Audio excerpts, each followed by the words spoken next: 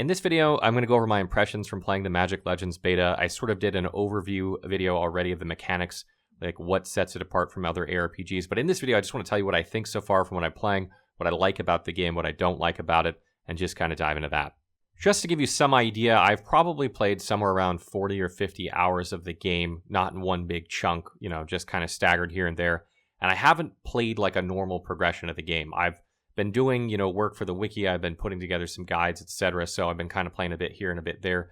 And there were some bugs and stuff that sort of prevented my progress. So I don't have a lot of information about how endgame works and stuff like that. But I will sort of tell you like how the game feels, how it plays, and what I think you can expect from it. Another thing that I want to mention is that I am a Magic the Gathering veteran. I've been playing the iconic card game since 1995, so that's almost 26 years at this point.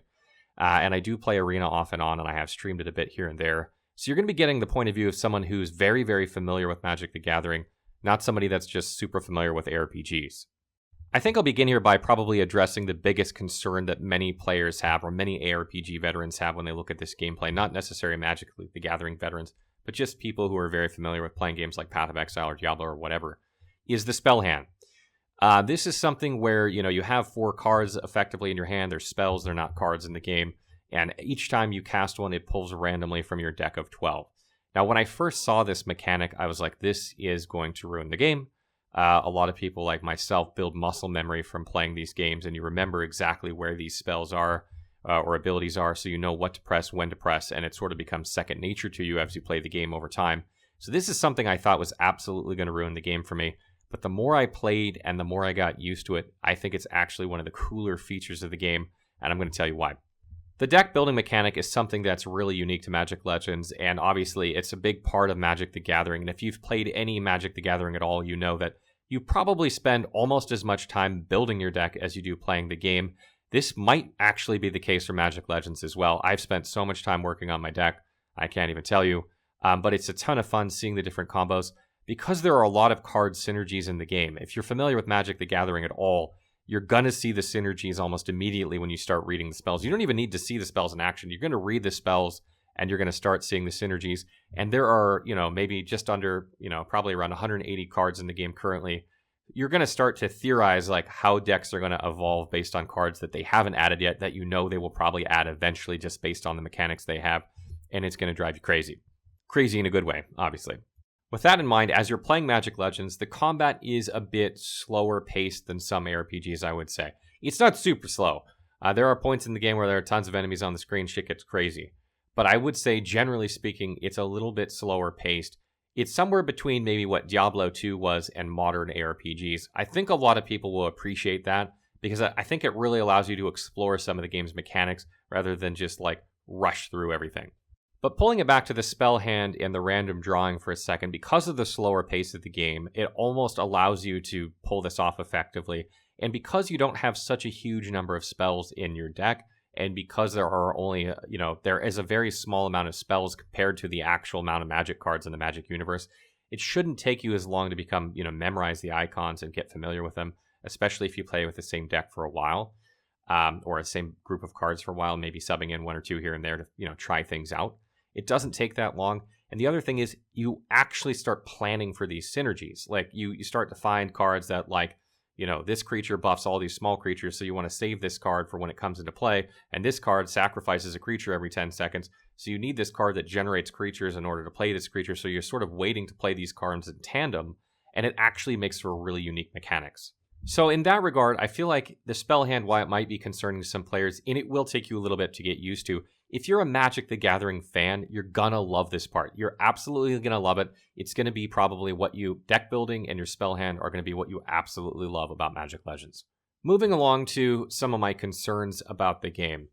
Although I've enjoyed probably the majority of my time playing the game, I do have concerns, and probably the biggest one I have so far, admittedly I'm not toward endgame yet, is the activities of the game seem kind of repetitive.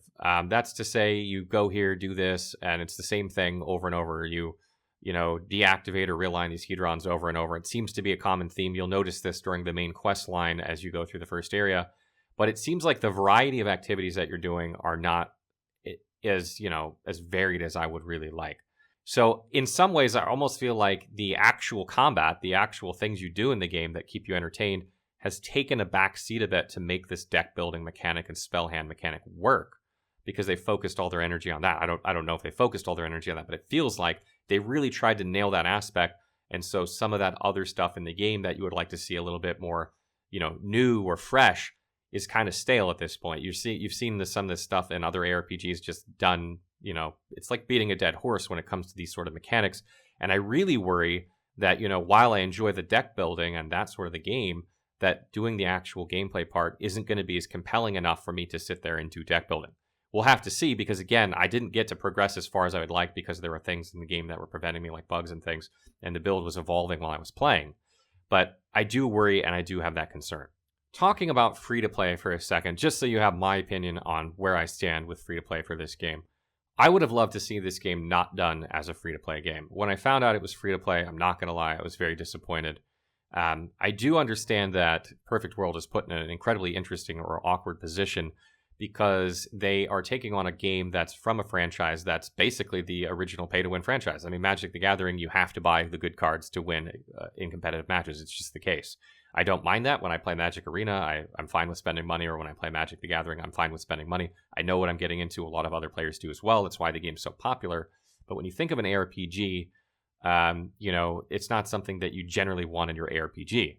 So it's just interesting because they've had to take this game that's sort of synonymous with pay to win and integrate it into an ARPG. And I think that's probably why you ended up with a free to play model. This allows them to sell things like booster packs in the store that are, again, synonymous with Magic the Gathering. And it's probably a little more expected for their player base. It would probably be very, very strange if you had to buy the game and then this was also in the game. Or it might be a little bit weird the other way if you didn't buy the game, but then there were no booster packs at all. I think it's kind of weird because it is, an offshoot of Magic the Gathering in some ways. It's using the lore from the Magic the Gathering universe. I think it's to be expected in some ways, and I don't think the fan base is going to mind as much, particularly since all the content in the game is free. That's not to say that everyone's jumping for joy, because again, I think a lot of players would probably have been happy with a game they just bought and they could play, or even a game that had a subscription model where you just paid monthly and then you didn't have to worry about that sort of mechanic. I think the big concern here probably for the community is the fact that they recognize that there's a big difference between MMOs or online RPGs that are subscription-based, that go free-to-play, and, MMOs/online RPGs that are free-to-play designed from the beginning. One business model changed from, you pay and you play to free-to-play model. The other one was designed from the ground up with free-to-play built in. This often usually means gates that, prevent progression, etc. As we know right now, you can only collect 50,000 Aether per day. Doing the quests you usually, or skirmishes, etc., usually get like 400 or 500 or somewhere in the 1,000, 2,000 mark. So I don't think it's going to gate you from playing too much. But again, I don't know how much you're getting at end game. You certainly don't want to get really sucked into the game and then be playing and then be like, well, I can't really progress much on my character, because if you didn't know, you use Aether to upgrade pretty much everything. You upgrade your spells, you upgrade your equipment, you upgrade your artifacts. All of that uses Aether. So if you don't have any Aether or you can't gain any more that day, then you basically stopped your progression on your character other than your character level. And if that's maxed out, then you really aren't gaining any character progression. I will say one positive thing I've seen so far is that they've raised the Aether cap significantly from when I started playing. It used to be 10,000, it's 50,000 now. So they've drastically increased that cap. And I expect that, they may raise it even higher. If the community is going like, hey, raise this, we want to keep playing, this is a problem, etc. So make sure you let your feedback known. Obviously, do that in a constructive way if that's an issue for you. I don't know if this is going to be an issue. That's the other thing. I don't know if it's going to be an issue. Maybe if you play 3 or 4 hours a day, you won't even hit that cap. And I think that's probably average for most players. I mean, obviously, some players binge all day long, and that happens to me sometimes as well. But, if the player average is somewhere between like 1 to 4 hours a day, and most players are not hitting that cap, it may not be a problem. Another thing that I do want to mention too, that's sort of related to this in terms of like, how the drops and stuff in the game works. It feels like spell pages drop really, really often. I don't know how many spell pages you need to upgrade a spell from rank 1 all the way up to max. I think there's 10 ranks. I'm not entirely certain. So that's something. But they seem to drop like candy. You do these skirmishes and you usually walk away with between 50 to 100 spell pages of various different spells. And if you didn't have the spell pages, then you gain the spell. So it doesn't seem super hard to gain them. I do think you're going to have to farm a bit for them. But I'm not expecting that, it's going to be really hard to get. If you want to see all the spells in action, we've published 5 videos as well that show exactly what each spell does and how it looks in combat, what it does, etc. Gone through all those for all the various colors.